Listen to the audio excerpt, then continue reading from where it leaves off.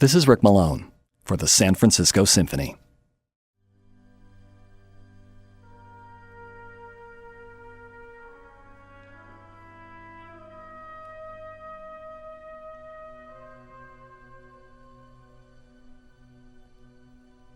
Charles Ives is often described as the original American maverick composer. He was writing music that used polyrhythms, multiple tonalities, and references to popular culture years and sometimes decades before anyone else was. And he was writing mostly in private. He knew that his music was upsetting to the establishment, but he didn't care. He had made a fortune as an insurance executive, where he was a somewhat more conventional maverick, inventing the concept of modern estate planning.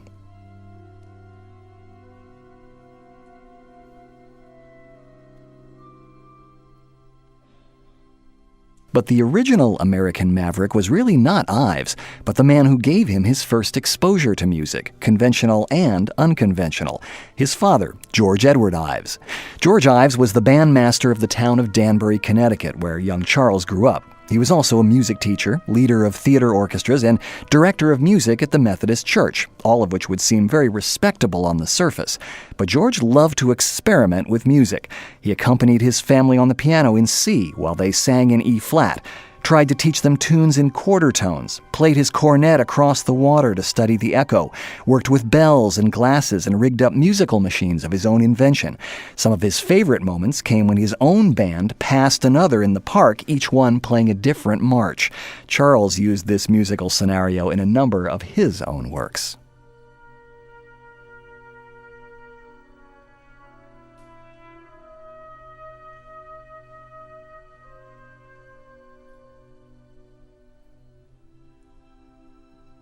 In fact, this kind of musical collage was Ives's signature. In his scores, he used not just the counterpoint of individual musical strands, but the coming together of whole different musics to explore his belief in music's power to speak to the most central questions of human existence. He was, in many ways, the musical equivalent of the transcendentalists in literature, like Thoreau and Emerson, and he based many of his pieces on their writings. Ives was capable of awesome grandeur and outrageous bombast, but the piece that may come closest to capturing the essence of his musical vision is a serene, sometimes almost inaudible work of contemplation, The Unanswered Question.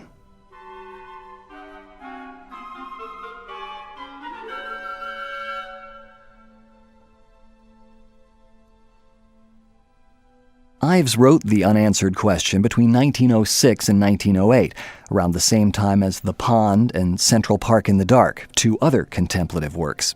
He was inspired by a line in Emerson's The Sphinx, "Thou art the unanswered question," and he scored it for trumpet, 4 woodwinds, and strings, with the 3 groups not only spaced where they can't see each other, with the strings off stage, but playing independently of each other, in free notation, meaning that the piece can never be played the same way twice. In just a few minutes of music, Ives hints gently at what Douglas Adams called the ultimate question of life, the universe, and everything. The strings begin with a slowly moving, almost hymn-like melody, which Ives said represents the silence of the Druids who know, see, and hear nothing.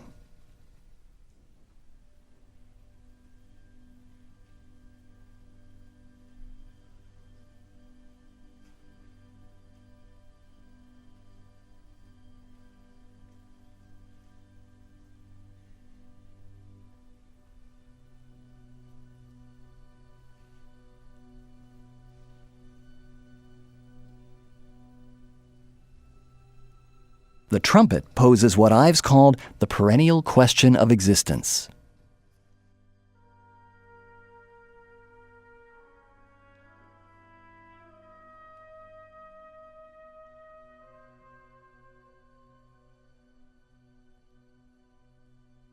While the woodwinds chatter back, Ives called them the fighting answerers.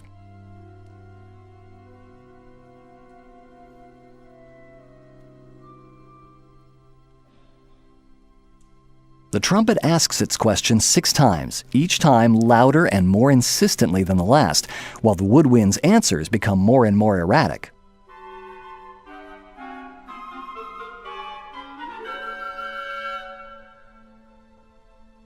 Finally, after the sixth question, the winds get downright rude, mocking the question and blowing a raspberry at the trumpet.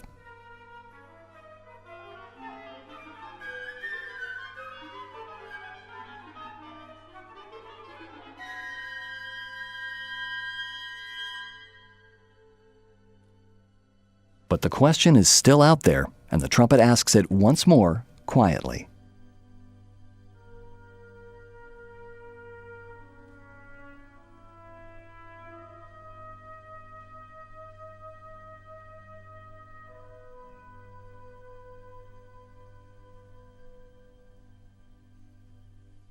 Finally, as Ives said, the silences are left to their undisturbed solitude, and according to Leonard Bernstein, quietly prolonging their pure G major triad into eternity.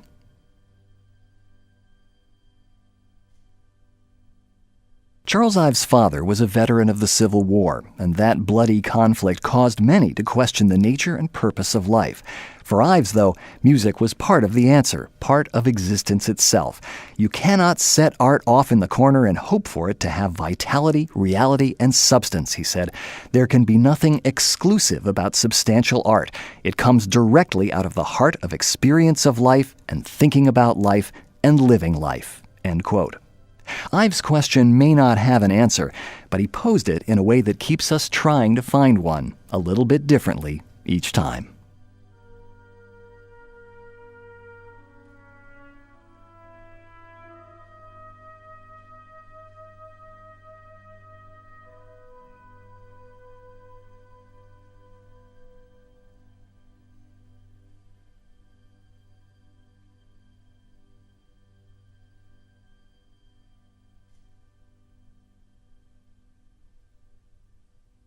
This is Rick Malone for the San Francisco Symphony.